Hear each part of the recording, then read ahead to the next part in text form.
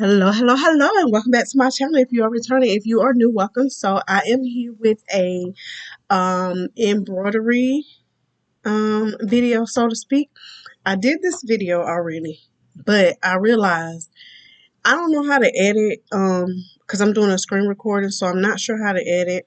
And I had to pause the video while I found my thumb drive, and I thought I paused it, but I didn't. So it's just like random rambling and all kind of stuff going on for 3 minutes. So here I am doing it over.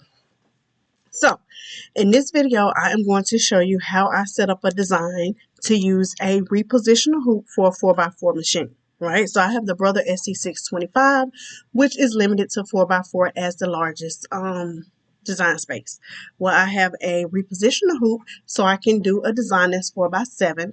I have a video that's probably like 3 years old where I showed it. That was the first time I did it. But I didn't really have a good close-up of the actual screen showing you how I set it up. So that's pretty much what this video is for.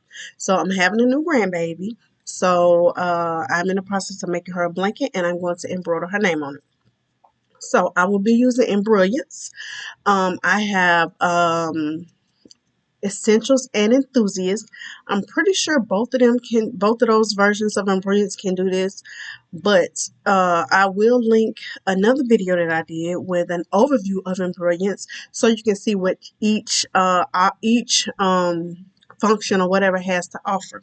So I will link that as well. So let's get started. Again, I have a 4x4 machine, so I always have it. I have it set up so anytime I open embroids, this is the 4x4 hoop, right? So the first thing I'm going to do is change the hoop size. So I'm going to go right here to preference. Going to click that right here. It gives you the option for normal hoop style or multi-position. So right now it's on the normal, which is 100 by 100 millimeters by 100 millimeters, which is 4x4.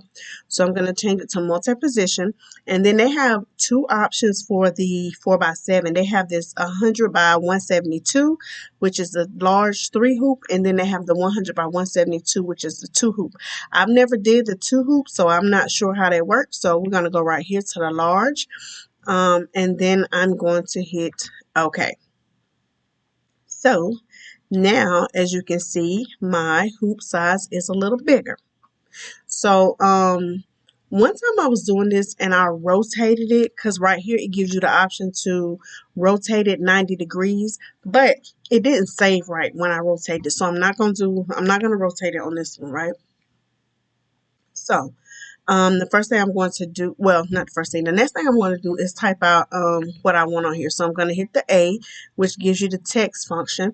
And right here where the text is, I'm going to type her name, Salaya. That's her first name. Then I'm going to hit the A again so I can get the text function again, Journee. And that's her middle name, Salaya Journey. So all my kids and my grandkids' middle name starts with a J, just the FYI. And the font, you know what? The font I choose is a Stitchtopia font. But listen, anytime I'm doing anything, like I have the hardest time choosing the fonts. Y'all heard that beeping? I found out what that was. I don't know if y'all watched a few of my previous videos, and I kept saying something is beeping. I thought it was my grandson's watch. It was a watch that I bought from Walmart to go in my gift baskets, and it don't have, like, you know how watches have the little thing on the side where you can pull it out to like stop it or whatever. This watch don't have that on there, so it's just gonna be going.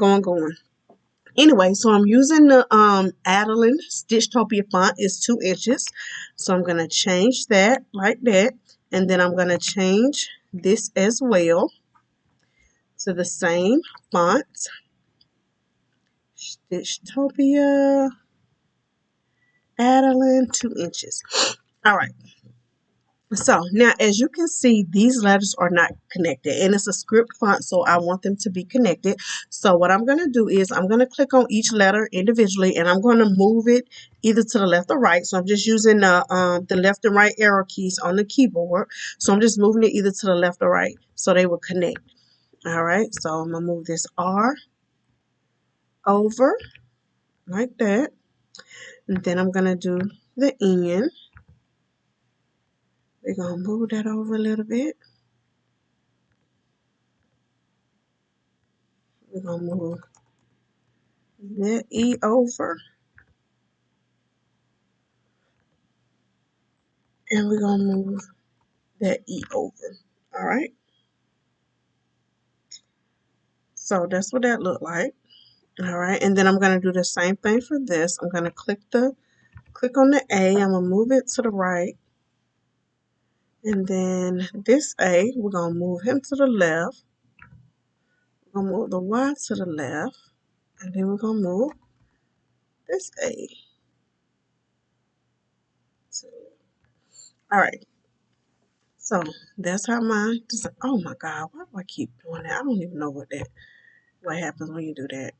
So I'm not sure if I want these centered or not. I couldn't decide. Like I said, I did it before. I couldn't decide if I wanted it centered or not. No, I don't want it centered on the hoop. I want it aligned. Let's see. Center. Oh no. No. Let's undo that. Undo, please. All right, let's try this again.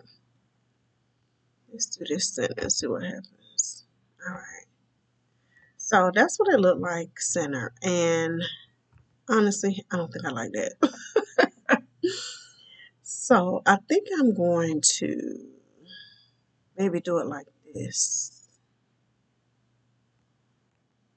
I think I like that better. I'm gonna move that up. And I have this in blue because that was just like the default color it was on, I guess. But of course that's not the color I'm gonna embroider. I'll probably do it in pink because I have like a, I don't even know what color. Anyway, I'll show y'all the blanket because I am going to do another video, actually, doing the embroidery. So I think I'm going to do it like this, right? So what I'm going to do is I'm going to select them again, and then I'm going to go here to edit, and then I'm going to group them together, right? So just group them together. So anytime I move one, they all move, right? So then I'm going to add a knockdown stitch. So that's under utilities. So I'm going to add a knockdown stitch. And the knockdown stitch is basically for when you're embroidering something like on soft fabrics. So the design doesn't sink down into the fabric pretty much. So it doesn't get lost. Right? So that's what that's going to look like. So now I'm going to group this all together now. And then I'm going to rotate it. Where is my rotate button? Rotate. All right. So we're going to rotate that and put it inside of our frame. Just like that. So that's our design. And like I said, before I had rotated my hoop, but when I saved it, it didn't save like the entire thing.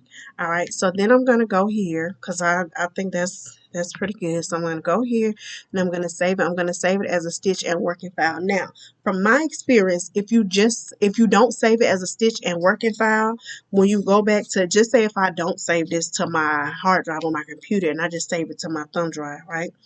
Well, either way, if I just save it as not as a stitch and working file. If I don't save it as a working file, I'm not gonna be able to edit.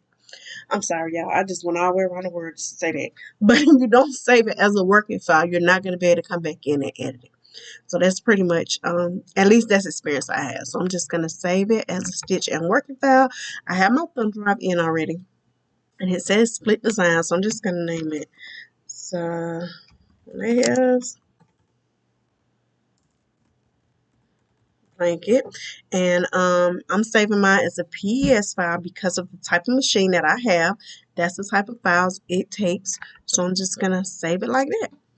And that's that. So I hope this video was helpful for you guys. I will do a video when I'm getting ready to embroider it so you can show how I put it, so I can show you how I put it on the hoop and everything, which the video that I did before, it shows all that, but I will do an updated video because that video again is about 3 years old.